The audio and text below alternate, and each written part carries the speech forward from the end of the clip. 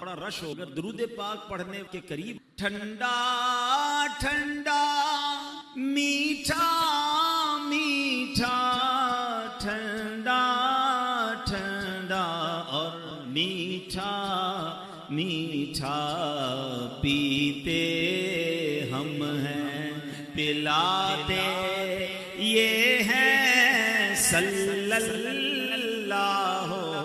اس دن نامہ اعمال کو پہلے ہی سب کے سامنے کھل گئے, عیب کھل جائیں گے, شرمندہ ہو جائیں گے. کیسے کہیں؟ اعلی حضرت کہتے ہیں رنگے بے رنگوں کا پردہ, ہم رنگے بے رنگوں کا پردہ دامن ڈھک کے چھپاتے یہ ہیں صلی اللہ.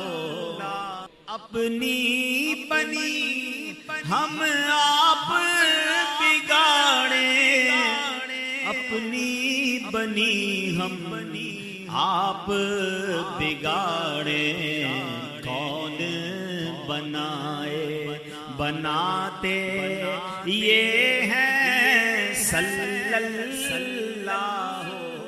تو یہ سمجھ ہر اسٹیپ پر قیامت کے دن ہر مشکل میں بار بار نبی حاجت ہوگی, آقا کے کرم کی حاجت, اور سب کو حاجت ہوگی, مگر جو قریب ہوگا اس کے کام تو اور آسان ہو جائیں گے نا. تو پیارے آقا علیہ الصلوۃ والسلام کے بروز قیامت قریب ہونا یہ بہت ساری پرابلم کا سولوشن ہے. پل صراط سے گزرنا, سلم وہاں پر لوگ کٹ کٹ کر جہنم میں گر رہے ہوں گے, اتنا خطرناک پل ہے, تلوار تیز ہے, بال سے زیادہ بائکہ کتنے کیوں کے لیے اسی پل کے کنارے رب بارگاہ میں سجدہ فرمائیں اور کیا عرض کریں گے سلم سلم یا رب میری امت کو سلامتی کے ساتھ گزار دے. تو اعلیٰ حضرت کہتے ہیں سلم سلم کی ڈھارس سے, سلم سلم کی ڈھارس سے پل سے پار چلاتے یہ ہیں صلی اللہ.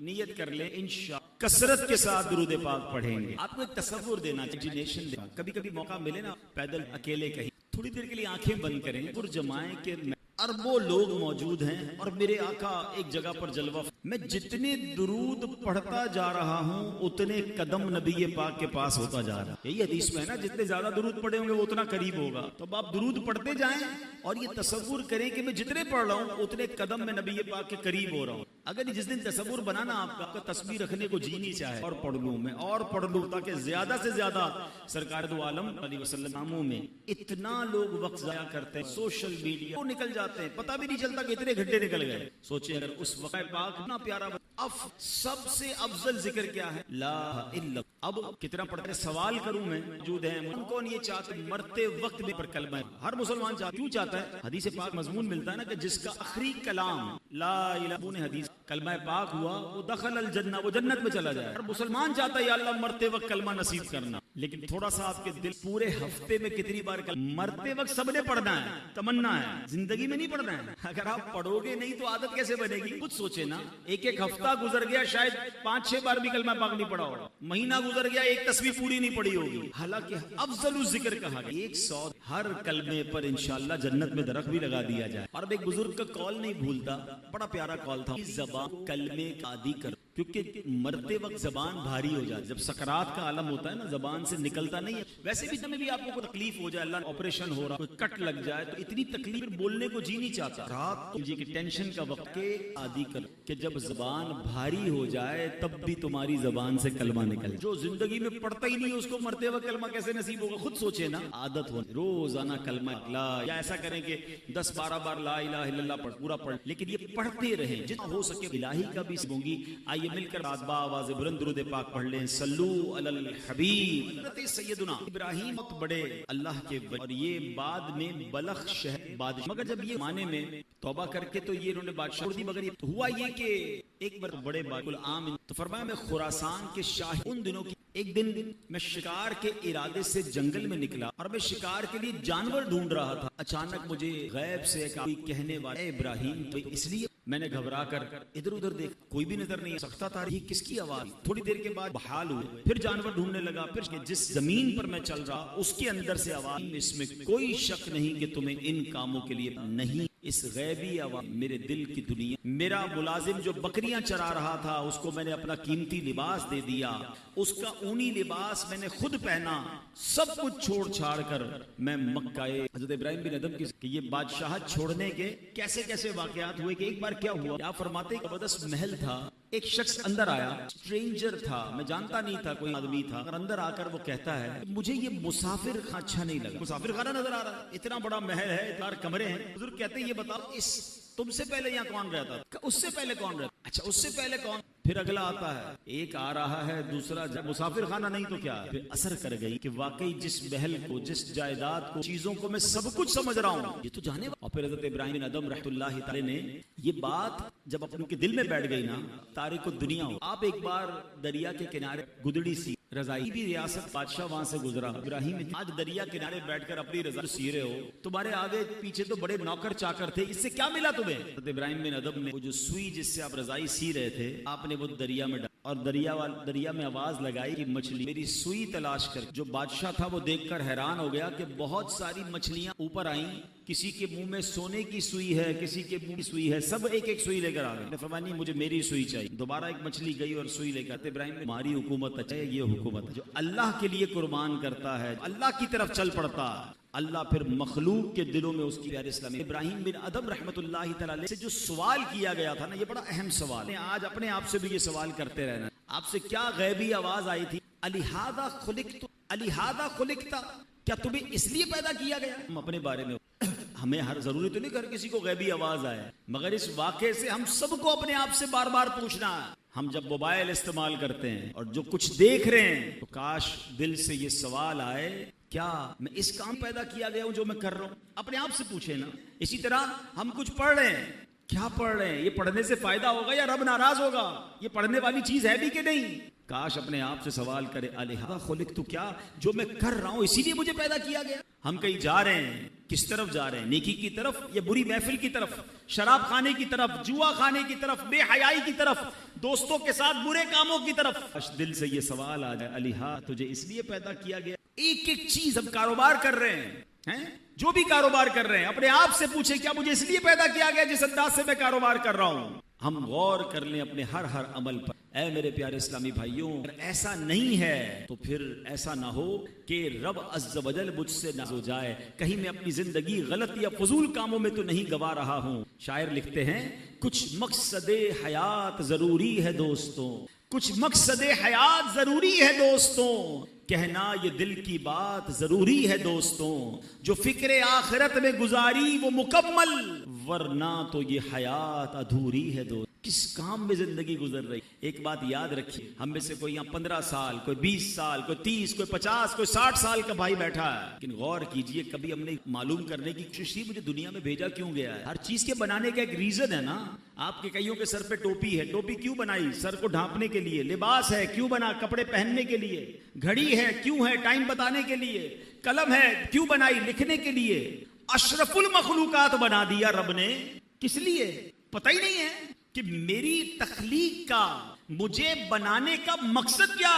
اور ایک اور سوال میں کرنا چاہوں گا, آپ کے جیب میں قلم ہوتی ہے, جب تک لکھتی ہے کہاں رہتی ہے, جیب میں, سینے کے ساتھ. لکھنا بند کر دے, ختم کر دے, پھر کہاں جاتی ہے, ڈسٹ بن میں. مقصد ختم ہو گیا نا, اب اس پین کا حاصل کوئی نہیں ہے. اگر میں اور آپ مقصد کے مطابق زندگی نہیں گزار رہے تو پھر کہاں جائیں گے.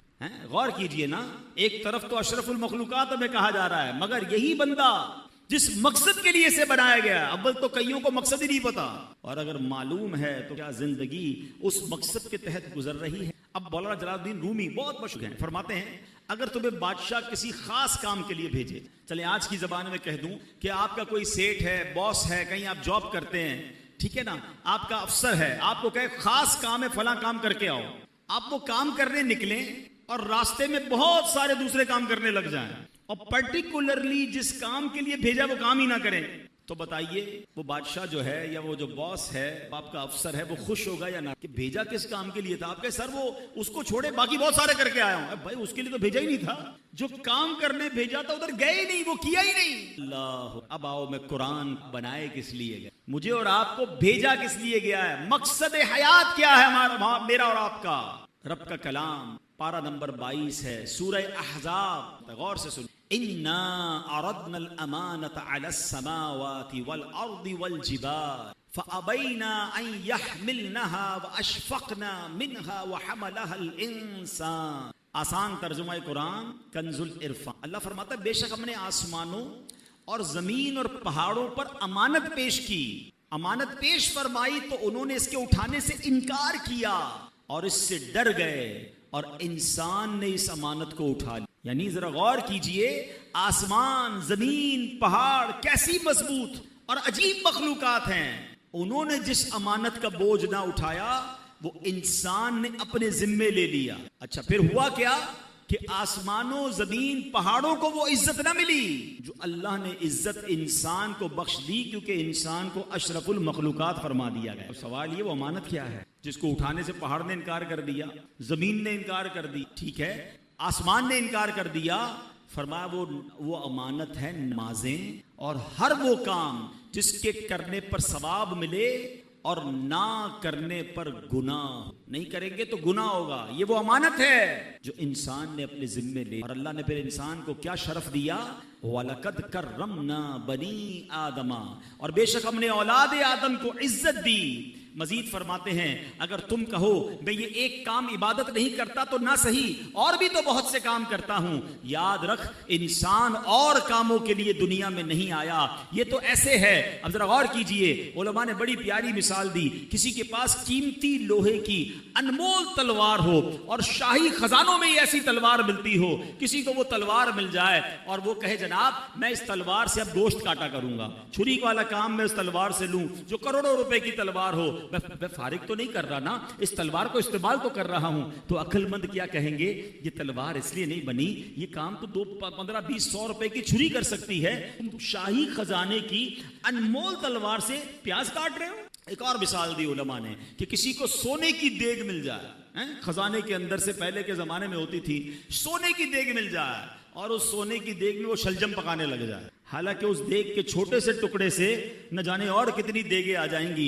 یعنی یہ جو خزانے ہوتے ہیں یہ اس طرح کے معمولی کاموں کے استعمال کرنے کے لیے نہیں ہوتے. علماء نے ایک اور مثال دی, کسی کو بڑی قیمتی تلوار ملے اور وہ دیوار میں اس تلوار کو گاڑ لے اور اس پر جناب لوہے ٹوٹے ہوئے برتن لٹکائے یا اپنے کپڑے سکھائے, تو لوگ کیا کہیں گے, یہ تو کوئی چھوٹی سی لکڑی لگا کر بھی کام ہو سکتا تھا, اتنی قیمتی تلوار کو اس لیے نہیں بنایا گیا. اب اگر آپ آج کے دور میں اگر آپ غور کریں کہ کوئی قیمتی ہماری چیز ہے اس کو ہم پراپر استعمال نہ کریں, فضول استعمال کریں, تو لوگ کیا کہتے ہیں, یار یہ کیا کر رہے ہو, یہ اس کام کے لیے تو چیز نہیں بنی ہے. اچھا دنیا کی چیزوں کے لیے ہمیں یہ بات سمجھ آ رہی ہے, اور غور کی مجھے رب نے جس لیے بنایا میں وہ نہیں کر رہا ہوں اور بہت سارے کام کر رہا ہوں, تو پھر بتائیں ہم اپنے مقصد حیات ہیں یا ہٹ. قرآن کیا کہتا ہے پتہ ہے میری اور آپ کی قیمت کیا. آپ کہیں گے یار آپ اتنی تلواروں کی اور سونے کی دیگ کی مثال دے رہے ہیں, ہم تو غریب سے لوگ ہیں, ہماری کون سی قیمت ہے, آپ کو پتہ ہی نہیں ہماری اور آپ کی قیمت کیا ہے. اس کا قیمت بھی میری اور آپ کی قرآن ارشاد فرماتا ہے. سنو اے انسانوں,